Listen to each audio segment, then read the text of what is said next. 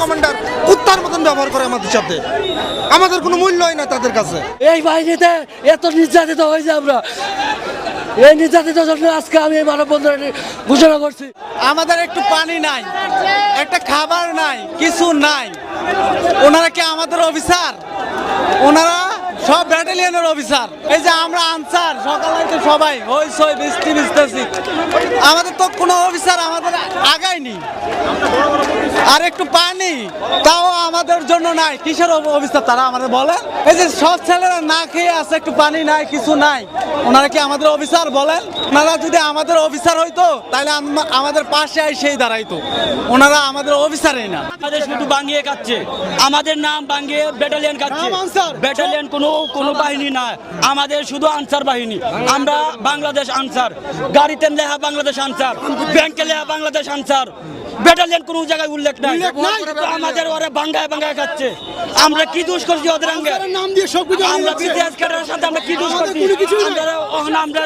আমরা ক্যাম্পে যাব, বলবো কি চাকরি চলে যাবে, তোমরা চাকরি চলে যাবে, তোমরা প্রত্যাহার করে দেওয়া হবে, তোমরা চাকরি থাকবে না। আমরা এই সবচেয়ে গুরুত্বপূর্ণ জায়গা বিমানবন্দর, এয়ারপোর্ট, হিল, সব জায়গায় আনসার ডিএমপি 14 ঘন্টা ডিউটি আসবার করে, কিন্তু ওই পুলিশের বেতন বেশি পায়, আর আনসারের 16,000 টাকাতে 16 ঘন্টা ডিউটি করে 200 টাকা বেতন। আমরা বৈষম্য শিকার। বাংলাদেশের সবচেয়ে বড় প্রতিষ্ঠান যেটা সচিবালয়, গণভবনে মন্ত্রীদের যদি বাসায় ডিউটি করতে পারি তাহলে কেন আমাদের স্থায়ীকরণ করা হবে না? যেখানে পুলিশ থাকেন, আমরা আনসার থাকি, আমাদের দাবি মানতে হবে।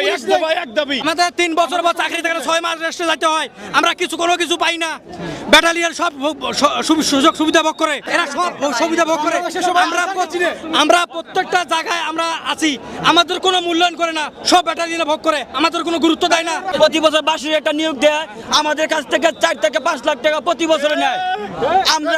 আমরা বাধ্যতামূলক 4 থেকে 5 লাখ টাকা দেওয়া লাগে। আমরা গরিব, আমরা মানুষ, জনগণ থেকে আমরা উঠে আসছি, ঠিক আছে?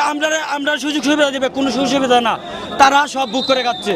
আমরা অত্যাচার নির্যাতন হয়ে যাচ্ছি, নীরবে আমরা নির্যাতন হয়ে যাচ্ছি।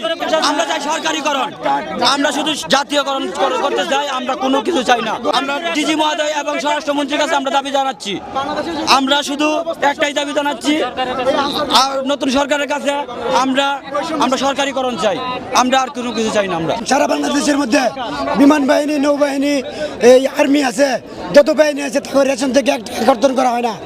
আমরা সাধারণ আনসার, আমাদের বর্তমানে 600 কত টাকা প্রতি মাসে রেশন কর্তন করা হয়েছে। আজকের দিনেও কেন আজকেও কাটা হয়েছে, রেশন উঠছে, আমরা কয় টাকা বেতন পাই? 3 বছরের জন্য আনে 6 মাসের কথা রেস বলে, অথচ 1 বছর 11 মাস বসে টাকা লাগে।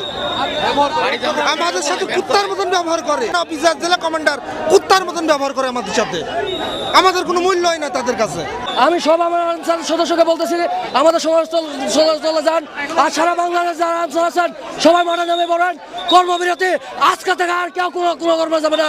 আমাদের পেটের দায় আমরা চাকরি করি ভাই। আমি 4 মাস যাবত রেস্টে আছি, একটা মাস 4 মাসে কি করতে পারে ভাই? আমরা একদমই নিঃস্ব ভাই, আমরা মধ্যবিত্ত ফ্যামিলির জন্য আমরা চাকরি করতে আসি, আর আজকে আমাদের এই যে 4 মাস 6 মাস বসে থাকতে হবে, আমরা এই জিনিসটা পাবো কোথায় ভাই? আমাদের এখন বর্তমানে যে দ্রব্যমূল্যের উদ্যোগতি, একটা ফ্যামিলি চালাতে হিমশিম। আমার ঘরে বাচ্চা আছে ভাই, আমার দুধ কিনা টাকা আমি খুঁজে পাই না। এই বাহিনীতে এত নির্যাতিত হয়েছে আমরা, এই নির্যাতিত